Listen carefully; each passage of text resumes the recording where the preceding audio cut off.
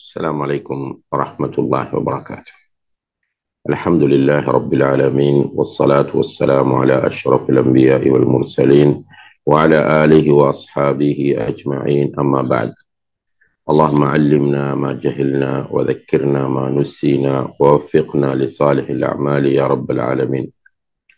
கணியத்திற்குரிய சகோதர சகோதரிகளே, முஃப்சிதாத்துல் குலூப், உள்ளங்களை பாழாக்கும் அம்சங்கள் என்கிற இந்த தொடர் வகுப்பிலே சென்ற வகுப்பில் அல் இஷ்க் என்று சொல்லக்கூடிய காதல் என்கிற நோய் மோமின்களுடைய உள்ளங்களை பாழாக்குகின்ற மிக மோசமான ஒரு நோய் என்பதை நாம் பார்த்திருந்தோம்.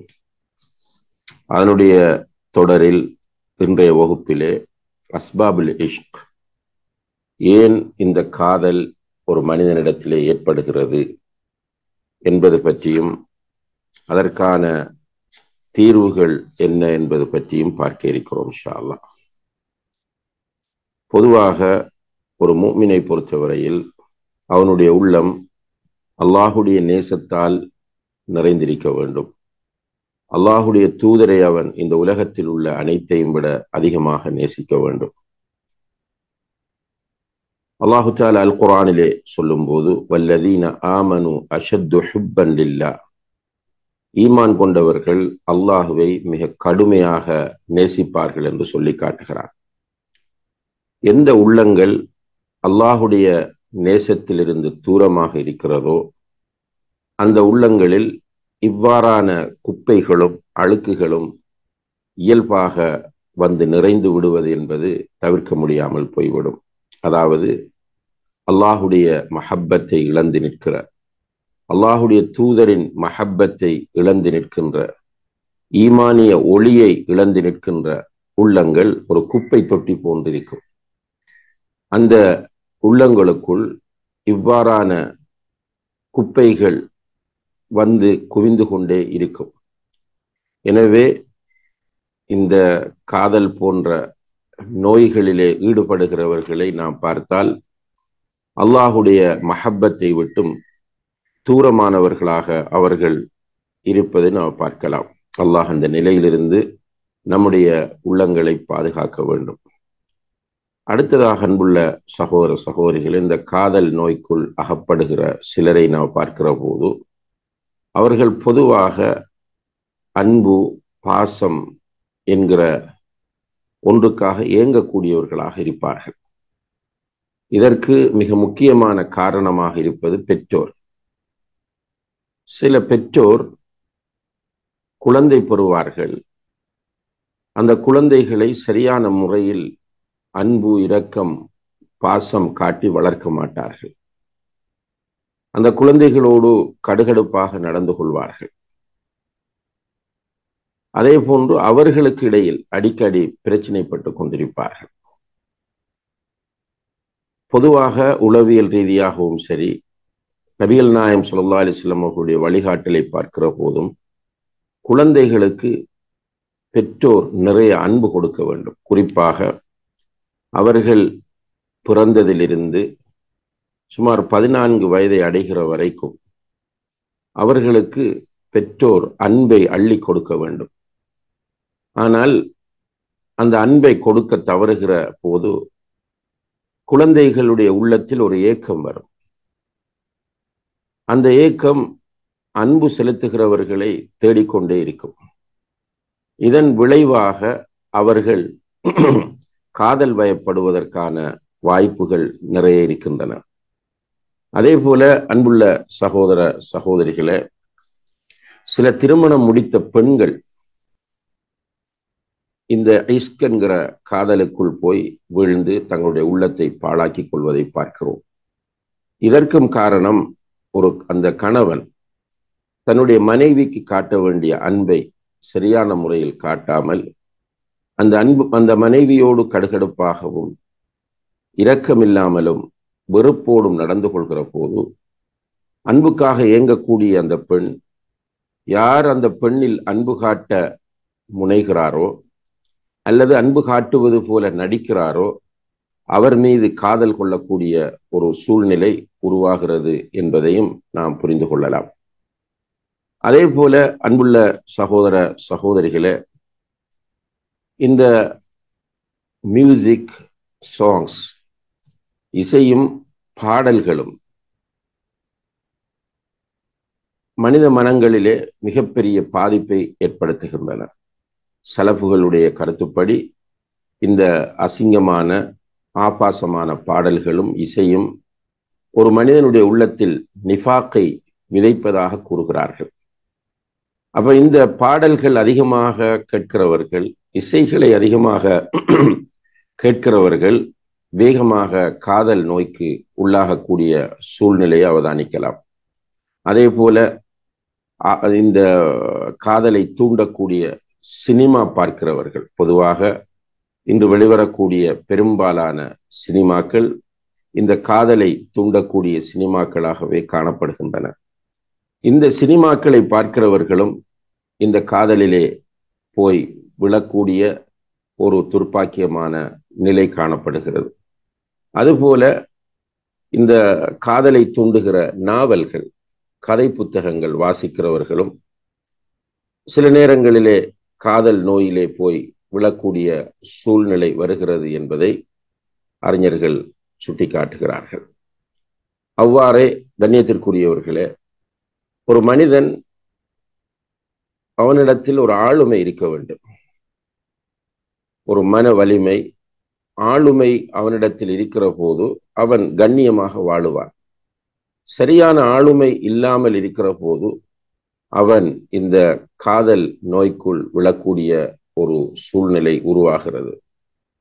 மேலும் நல்ல முன்மாதிரிகளை, ரோல் மாடல்களை இழக்கிற போதும் ஒருவன் இந்த காதல் நோய்க்குள் போய் விழுவதற்கான வாய்ப்பு இருக்கிறது.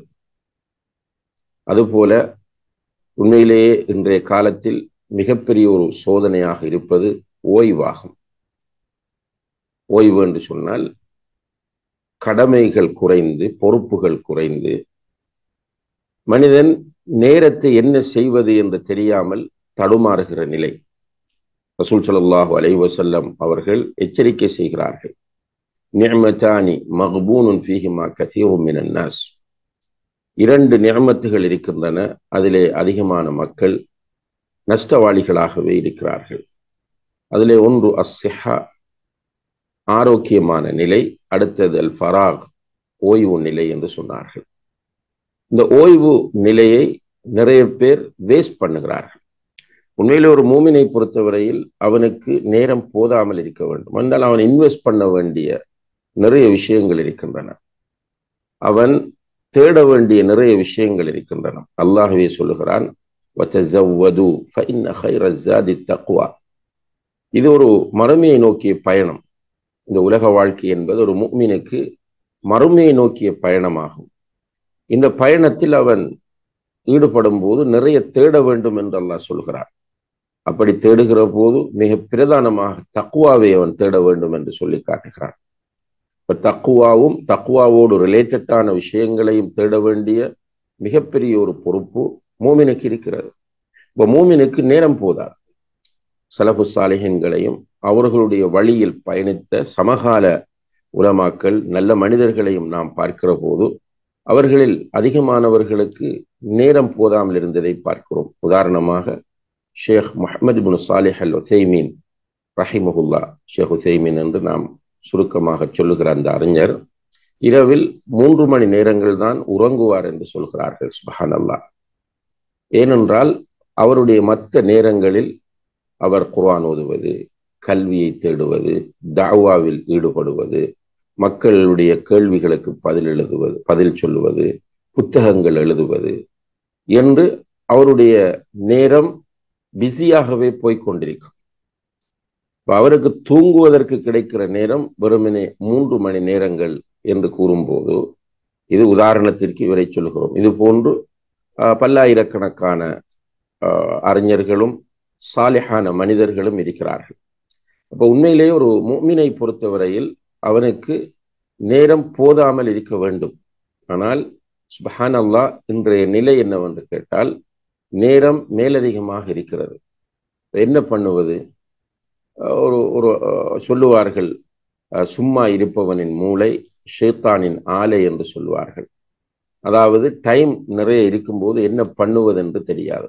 குறிப்பாக இன்றைய காலத்தில் வாழ்கிற வாலிபர்கள், அவர்கள் ஸ்கூல் படிப்பிலும் ஆர்வம் இல்லை, காலேஜ் படிப்பிலும் ஈடுபாடு கிடையாது, கையிலே போன் இருக்கிறது. என்ன செய்வது? தெரிந்தவர்களுக்கு போன் பண்ணுவது, இல்லாவிட்டால் மிஸ்கோல் அடிப்பது, பிறகு அங்கிருந்து பதில் வந்து விட்டால் கண்டினியூ பண்ணுவது, பிறகு அதற்கு பெயர் காதல். இப்படி போய்கொண்டிருக்கிற ஒரு அருவருப்பான காட்சியை உலகத்திலே நாம் பார்த்து கொண்டிருக்கிறோம். இந்த காதலுக்கு மிக முக்கியமான ஒரு காரணமாக அமைவது ஓய்வு என்பதையும் நாம் புரியலாம். அதே போல இன்று அலங்காரம் அதிகரித்து விட்டது, அதுவும் காதலுக்கான ஒரு காரணமாகும். சுப்ஹானல்லாஹ், இன்று பெண்கள் உலகத்தில் உலா வருகிற, சுற்றித் திரிகிற காட்சிகளை பார்த்தால் உண்மையிலே மிக பயங்கரமானதாகும். நம்முடைய மார்க்க அறிஞர்கள் பெண்கள் முகம் மூட வேண்டுமா, கையை மறைக்க வேண்டுமா, அவர்களுடைய பாதம் தெரியலாமா என்றெல்லாம் விவாதித்துக் கொண்டிருக்கிற நேரத்தில் முழு உடலையுமே வெளியே காண்பித்துக் கொண்டு செல்லக்கூடிய காட்சிகள், அதே போல இறுக்கமான கண்களை கவரக்கூடிய, உள்ளங்களை பாழ்படுத்தக்கூடிய ஆடைகளோடு இன்று வாலிப பெண்கள் உலா வருவது என்பது வாலிபர்களை காதலிலே வீழ்த்துகிறது. அதுபோல வாலிபர்களும் ஒரு வகையான பைத்தியகாரத்தனமான ஆடைகளை அணிந்து கொண்டு சுற்றுவதும், முடிகளை அவர்கள் கேவலமான முறையில் வெட்டி கொண்டு திரிவதும், பைக்குகளிலே சுற்றுவதும் என்பதும் பெண்களுடைய மனங்களில் அவர்கள் மீது காதலை உண்டு பண்ணுவதை நாம் பார்க்கிறோம். அதுபோல அன்புள்ள சகோதர சகோதரிகளே, நம்முடைய உடல் உறுப்புகள் அல்லாஹ் தந்த கிஃப்டுகளாகும். கண்ணாக இருக்கலாம், நாவாக இருக்கலாம், காதாக இருக்கலாம். இந்த உறுப்புகளை ஒரு முஃமின் சரியாக பேண வேண்டும், அதற்குரிய ஹக்குகளை கொடுக்க வேண்டும். ஆனால் இந்த உறுப்புகளை ஒரு மனிதன் ஒழுங்காக பயன்படுத்தாவிட்டால் அவன் பாவங்களில் போய் விழுவது என்பது தவிர்க்க முடியாமல் போகும். நபி ஸல்லல்லாஹு அலைஹி வஸல்லம் அவர்கள் சொல்லுகிறார்கள், இன்னல்லாஹ கதப அலா இப்னி ஆதம் ஹப்பஹு மினல் ஸினா. ஒவ்வொரு மனிதனும் விபச்சாரத்தில் ஒரு பகுதியை அனுபவிக்கிறான். ஃபஸினல் ஐனி அந்நபர், கண் செய்கிற விபச்சாரம் பார்ப்பதாகும், நாவு செய்கிற விபச்சாரம் பேசுவதாகும், இதயம் ஆசைப்படுகிறது, கற்பு அதாவது மர்ம உறுப்புகள் அதை உண்மைப்படுத்துகின்றன அல்லது பொய்ப்பிக்கின்றன என்று நபி ஸல்லல்லாஹு அலைஹி வஸல்லம் அவர்கள் சொல்லக்கூடிய செய்தி புகாரி முஸ்லிமிலே பதிவாகி இருக்கிறது. எனவே இந்த உறுப்புகளை சரியான முறையில் பயன்படுத்தாமல், அவற்றை கட்டுப்படுத்தாமல் இருப்பதும் ஒரு மனிதன் இந்த காதல் என்கிற நோய்க்குள் போய் விழுவதற்கான மிக முக்கியமான ஒரு காரணியாக காணப்படுகிறது. சுருக்கமாக சொல்வதாக இருந்தால், இன்றைய சமூக அமைப்பு, இன்றைய காலத்தில் காணப்படக்கூடிய இந்த சோஷியல் மீடியாக்கள், அவற்றினுடைய தாக்கம், தீனை விட்டு தூரமான நிலை, இவைகள்தான் காதல் என்கிற இந்த நோய் உள்ளங்களை வேகமாக பாலடித்துக் கொண்டிருக்கின்றன என்பதை நாம் புரிந்து கொள்ளலாம். எனவே ஒரு மனிதன் இதிலிருந்து தன்னை விடுவிக்க விரும்பினால் அவன் முதலிலே அல்லாஹ்வை படிக்க வேண்டும். அல்லாஹுடைய அஸ்மா உல் ஹுஸ்னா என்கிற அழகிய திருநாமங்களை அவன் அறிய வேண்டும். அல்லாஹுடைய சிஃபாத்துகளை, அவனுடைய தன்மைகளை, அவனுடைய வல்லமைகளை, அவனுடைய பண்புகளை ஒரு மனிதன் அறிய வேண்டும். அப்படி அறிகிற போது அவன் அல்லாஹுவை நேசிக்க ஆரம்பிப்பான். இந்த உலகத்தில் உள்ள அனைத்தையும் விட அல்லாஹுவையும் அல்லாஹுடைய தூதரையும் அவன் நேசிக்க வேண்டும் என்பதை புரிந்து கொள்வார். மார்க்க கல்வியில் ஈடுபாடு காட்டுவது, குர்ஆனை அதிகமாக படிப்பது, ஹதீஸை அதிகமாக படிப்பது, இவ்வாறு ஒரு மனிதன் மார்க்கத்தில் கூடுதல் ஈடுபாடு காட்டி, மார்க்க கல்வியில் கூடுதல் ஈடுபாடு காட்டி, தன்னுடைய உள்ளத்தை அல்லாஹுடைய நேசத்தினாலும் அல்லாஹுடைய தூதருடைய நேசத்தினாலும் நிறைக்கிற போது நிச்சயமாக அவன் இந்த காதல் என்கிற உள்ளத்தை பாழாக்குகிற நோயிலிருந்து தன்னை பாதுகாத்து கொள்ள முடியும் என்பதை நாம் புரிய வேண்டும். இப்போ மார்க்கத்தை அவன் ஃபாலோ பண்ண வரும்போது அவன் தன்னுடைய பார்வைகளை தாழ்த்துவான் என்று அல்லாஹ் சொல்லுகிறான். மோமினான ஆண்களை பார்த்து சொல்லுங்கள், அவர்கள் தங்களுடைய பார்வைகளை தாழ்த்தட்டும், தங்களுடைய கற்புகளை காத்து கொள்ளட்டும். மோமினான பெண்களை பார்த்து சொல்லுங்கள், அவர்கள் தங்களுடைய பார்வையை தாழ்த்தட்டும், கற்புகளை காத்து கொள்ளட்டும். எனவே முஃமினாக இருக்கிறவன் இந்த குர்ஆன் வசனத்துக்கு கட்டுப்பட்டு தன்னுடைய பார்வையை தாழ்த்துவார். அதே போல அந்நிய பெண்களை பார்த்து, இந்த அந்நிய ஆண்களோடு பேசும்போது பெண்களை பார்த்து அல்லாஹ் சொல்லுகிறான், நீங்கள் பேசும்போது கராராக ஸ்ட்ரைட் ஃபார்வர்டாக பேசுங்கள், குலைந்து குலைந்து பேசாதீர்கள். உள்ளத்தில் நோய் உள்ளவன் உங்கள் மீது காதல் கொள்ளுவான், ஆசை கொள்ளுவான் என்று. அப்போ ஒரு பெண் இந்த அல்லாஹுடைய நேசத்தை, அல்லாஹுடைய தூதருடைய நேசத்தை உள்ளத்தில் சுமக்கிற போது அந்த பெண் இந்த குர்ஆன் வசனங்களுக்கு கட்டுப்பட விரும்புவாள். எனவே ஒரு அந்நிய ஆணோடு தேவையில்லாத உறவுகள் வைத்துக்கொள்ள அந்த பெண் விரும்ப மாட்டாள். இப்ப சுருக்கமாக சொல்வதாக இருந்தால், மார்க்கத்தை கற்று மார்க்கத்தை சரியாக புரிந்து உள்ளத்தில் அல்லாஹுடைய தூதருடைய நேசத்தை நிறைக்கிற போது நிச்சயமாக இந்த நோய்களில் ஒரு மனிதன் விழாமல் தன்னை பாதுகாத்து கொள்ள முடியும் என்பதை நாம் புரிந்து கொள்ளலாம்.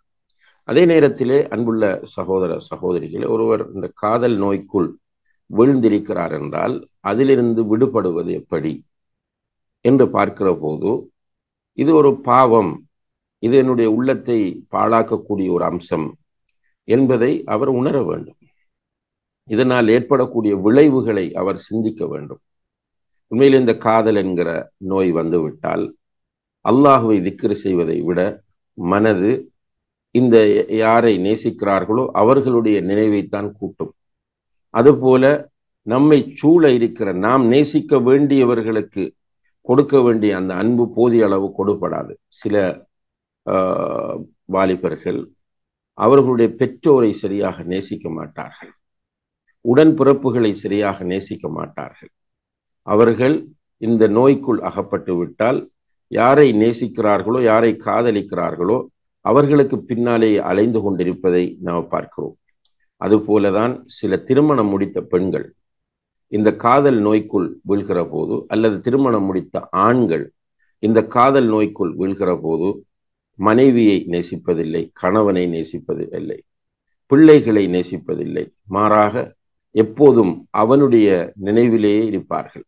இது ஒரு பாரதூரமான ஒரு விஷயமாகும்.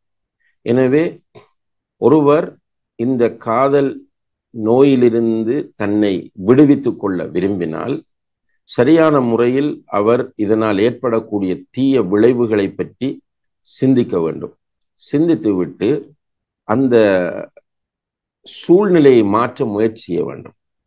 உதாரணமாக, போன் தான் அதற்கு காரணம் என்று புரிந்து கொண்டால் போனை கொஞ்ச காலத்திற்கு ஆஃப் செய்து வைப்பது, அல்லது குறிப்பிட்ட இலக்கங்களை தொடர்பு எண்களை பிளாக் பண்ணி வைப்பது, வசதிகள் இருக்கின்றன.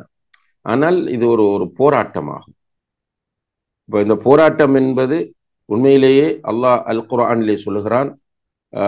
சூரத்துல் அன்கபூத் 69வது வசனத்திலே, வல்லதீன ஜாஹது ஃபீனா லனஹ்தியன்னஹும் சுபுலனா, நமக்காக அல்லாஹுக்காக என்று யார் போராடுகிறாரோ அவருக்கு நம்முடைய வழிகளை நாம் காட்டி கொடுப்போம். இந்த காதல் நோய்க்குள் அகப்பட்டு கஷ்டப்படுகிற நிறைய பேர் இருக்கிறார்கள். பேரண்ட்ஸ் கவுன்சிலிங் செய்வார்கள், நண்பர்கள் கவுன்சிலிங், ஆனால் அவர்களால் அதிலிருந்து விடுதலை பெற்று வர முடியாத ஒரு சூழ்நிலை இருக்கும். இப்படிப்பட்டவர்கள் கண்டிப்பாக அதனுடைய தீய விளைவுகளையும் அதனால் ஏற்படக்கூடிய பாதிப்புகளையும் அவர்கள் சிந்தித்து உடனடியாக அந்த சூழலை மாற்ற வேண்டும், தொடர்புகளை துண்டிக்க வேண்டும். பக்கத்திலே இருக்கிற ஒரு பெண்ணை அல்லது ஒரு ஆணை ஒருவர் இவ்வாறு நேசிக்கிறார் என்றால், முடியும் என்றால் இடத்தை கூட மாற்றலாம். ஏனென்றால் இது லைஃப், மறுமையோடு சம்பந்தப்பட்ட ஒரு பிரச்சனை. இது நம்முடைய ஈமானோடு சம்பந்தப்பட்ட பிரச்சனை, சாதாரணமாக எடுக்கக்கூடிய ஒரு பிரச்சனை அல்ல இது. நிறைய பேர் பேரண்ட்ஸ்கள் கூட இதை ஒரு சாதாரணமான இஷ்யூவாக எடுத்துக்கொண்டு கடந்து செல்கிறார்கள். லவ் பண்ணட்டும், வீட்டிலே அனுமதி கொடுக்கிறார்கள்.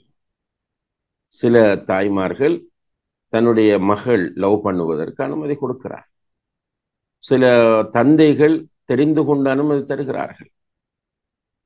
இது ஒரு எந்த நிலையில் இதை கொண்டு போய் சேர்ப்பது என்றே புரியாத ஒரு துர்ப்பாக்கியமான நிலை இருந்து கொண்டிருப்பதை நாம் ஒவ்வொருவரும் கவனத்தில் கொள்ள கடமைப்பட்டிருக்கிறோம். எனவே அன்புள்ள சகோதர சகோதரிகளே, இந்த இஷ்க் என்கிற காதல் நோய் மிக மோசமான ஒரு நோயாகும். சாதாரணமான நோய் அல்ல, நம்ம ரியலாக பார்க்கிறோம். அதிலும் காதலித்து திருமணம் முடித்தவர்களுடைய வாழ்க்கையை, திருமண வாழ்க்கையை எடுத்து பார்த்தால் பெரும்பாலும் அது விவாகரத்திலே போய் முடிவதை பார்க்கிறோம். காதலித்து திருமணம் முடிக்கிறவர்களுடைய திருமண வாழ்க்கைகள் பெரும்பாலும் விவாகரத்திலே போய் முடிகின்றன. வாழ்ந்தாலும் நிம்மதி இல்லாமல் வாழ்ந்து கொண்டிருக்கிறார்கள். அது மட்டுமல்ல, சில நேரங்கள் நாம் பார்க்கிறோம், சில பிள்ளைகள் காதலிக்கிறார்கள், எக்ஸ்ட்ரீமாக காதலிக்கிறார்கள். அப்போது பெற்றோர் கவலைப்படுகிறார்கள். யாரிடமாவது கொண்டு போய் கவுன்சிலிங் கேட்கிறார்கள். அந்த நேரத்தில் அந்த பிள்ளைகள் சொல்லுகிறார்கள், என்னுடைய தாயும் காதலித்துத்தானே திருமணம் முடித்தார், என்னுடைய தந்தையும் காதலித்துத்தானே திருமணம் முடித்தார், அப்ப நான் காதலித்தால் என்ன என்று அவர்கள் கேட்கிற அந்த கேள்விகளுடைய பின்புலத்தையும் அதனுடைய பாரதூரத்தையும் நாம் ஒவ்வொருவரும் சிந்திக்க வேண்டும். எனவே யாரெல்லாம் இந்த காதல் நோய்க்குள் அகப்பட்டு கொண்டிருக்கிறார்களோ, முதல் அவர்கள் ரியலைஸ் பண்ண வேண்டும், நாம் பாவம் செய்கிறோம், பாரதூரமான ஒரு செயலிலே ஈடுபடுகிறோம், நம்முடைய உள்ளம் இதனால் கெட்டுப்போகிறது. உள்ளம் கெட்டுப்போகிற போது நம்முடைய ஈமான் பாதிக்கப்படுகிறது, அமல்கள் பாதிக்கப்படுகின்றன, அல்லாஹுக்கு கொடுக்க வேண்டிய ஹக்குகளில் பலவீனம் ஏற்படுகிறது, நம்முடைய பெற்றோர் உடன்பிறப்புகளுக்கு கொடுக்க வேண்டிய ஹக்குகளுக்கு நாம் பலவீனமாக நடந்து கொள்கிறோம். திருமணம் முடித்தவர்கள் இந்த விஷயத்தில் மிக மிக கடுமையாக அல்லாஹ்வை அஞ்ச வேண்டும். அவர்கள் இந்த காதல் நோயில் போய் வீழ்வது என்பது எந்த வகையிலும் ஜீரணிக்கவே முடியாத ஒரு பாரதூரமான விஷயமாகும். எனவே அல்லாஹ்வை பயந்து கொண்டு உள்ளத்தில் மௌத்தை அடிக்கடி நினைவுபடுத்த வேண்டும். ரசூல் ஸல்லல்லாஹு அலைஹி வஸல்லம் அவர்கள் சொன்னார்கள், அக்ஸிரு மின் திக்ரி ஹாதிமில் லத்தாத், உங்களுடைய இப்படியான ஆசைகளை, இச்சைகளை உடைத்தறியக்கூடியதை அதிகமாக நினைவுபடுத்துங்கள் என்றார்கள். அப்படி சொல்லிவிட்டு சொன்னார்கள், அல் மௌத், அந்த இச்சைகளையும் ஆசைகளையும் உடைத்தறியக்கூடியது மரணம் என்று சொன்னார்கள். இப்போ மரணத்தை அதிகமாக நினைக்கிற போது உண்மையிலே நமக்கு பயம் வரும். இந்த ஒரு நிலையில் மூத்தாகி விட்டோமாக இருந்தால் என்கிற கேள்வி நம் முன்னால் எப்போதும் தோன்றிக்கொண்டே இருக்கும். அப்போது இந்த காதல் என்கிற நோயிலிருந்து நாம் விடுபட முடியும். அதுபோல அன்புள்ள சகோதர சகோதரிகளே, அதிகமாக அல்லாஹ்விடத்தில் துஆ கேளுங்கள். யாரெல்லாம் இந்த காதல் என்கிற உள்ளத்தை பாழாக்குகிற நோய்க்குள் அகப்பட்டு தடுமாறிக் கொண்டிருக்கிறார்களோ அவர்களை அல்லாஹ் அறிந்தவனாக இருக்கிறான். அவர்களுடைய உள்ளங்களை அறிந்தவனாக ரப்புல் ஆலமீன் இருக்கிறான். அப்படியானவர்களிலிருந்து விடுதலை பெற வேண்டும். எனவே அல்லாஹ்விடத்தில் அதிகமாக நீங்கள் கேளுங்கள். நிச்சயமாக நீங்கள் இஹ்லாஸோடு இவ்வாறான பாவங்களிலிருந்து விடுதலை பெறுவதற்காக துஆ கேட்டால் நிச்சயமாக அல்லாஹு தஆலா அந்த துஆக்களை கபூல் செய்வார். அல்லாஹுக்காக ஒருவர் ஒன்றை விட்டால் அதைவிட சிறந்த ஒன்றை அதற்கு பதிலாக அல்லாஹ் தருவான் என்று நபிகள் நாயகம் ஸல்லல்லாஹு அலைஹி வஸல்லம் அவர்கள் சொல்லுகிறார்கள்.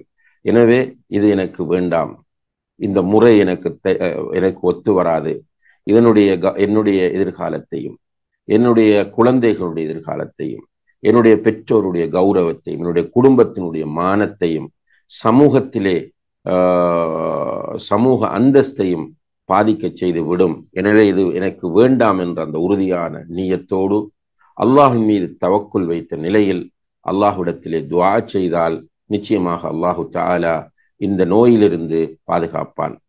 ரசூல் ஸல்லல்லாஹு அலைஹி வஸல்லம் அவர்கள் கற்றுத்தந்த சில துஆக்களை அதிகமாக ஓத பழக வேண்டும். அதிலே ஒன்றுதான் நாம் அடிக்கடி நினைவுபடுத்துகிற துஆ. கட்டாயம் பாடமாக்கி கொள்ளுங்கள். அல்லாஹும்ம ஆத்தி நஃப்ஸி தக்வாஹா வ ஸக்கிஹா அன்த கைரு மன் ஸக்காஹா அன்த வலியுஹா வ மௌலாஹா என்கிற துஆ. அல்லாஹும்ம ஆத்தி நஃப்ஸி தக்வாஹா, யா அல்லாஹ் என்னுடைய நப்சுக்கு தக்வாவை தருவாயாக. வஸக்கிஹா என்னுடைய உள்ளத்தை பரிசுத்தப்படுத்துவாயாக.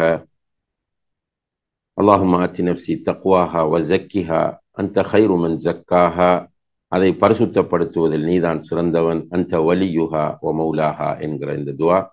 அதே போல அல்லாஹும்ம இன்னி அஸ்அலுக்கல் ஹுதா வத்துகா வல் அஃபாஃப வல் கினா, யா அல்லாஹ் உன்னிடத்தில் தக்வாவை கேட்கிறேன், நேர்வழியை கேட்கிறேன்.